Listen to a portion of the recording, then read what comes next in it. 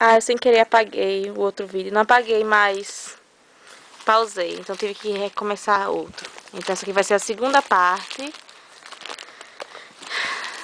do Unpack Xbox 360.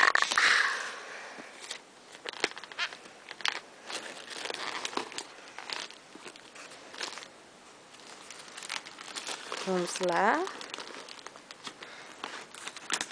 Esse aqui é bem frágil, tem que tomar cuidado. Segura aqui.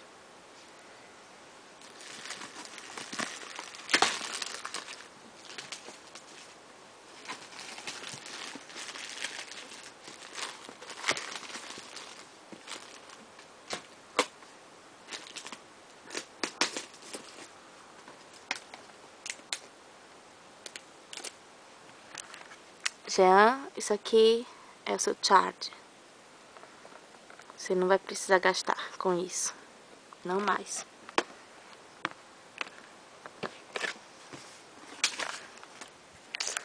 Vamos ver aqui como é que eu abro agora.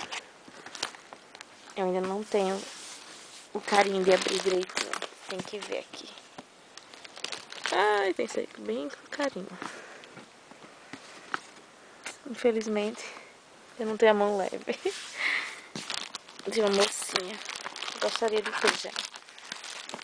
Mas eu vou tentar fazer com o maior carinho.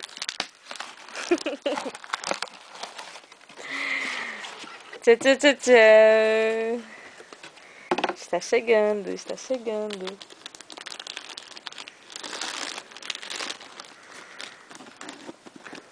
Novamente eu vou precisar largar de mão, porque minha mão é muito... Não consigo segurar essas coisas muito pesadas no momento.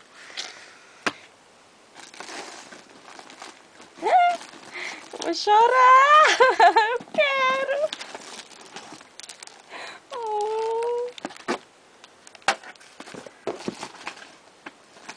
Oh, tem um manual e tem tudo! Já, olha isso! Branquinho, já, branquinho!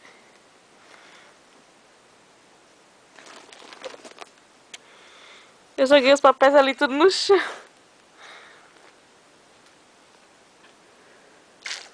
Aqui o resto da caixa.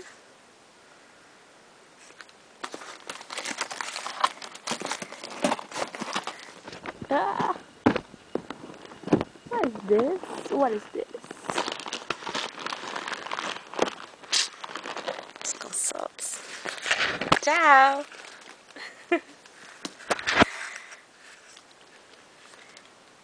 Você vai vê-lo dia 12 de abril.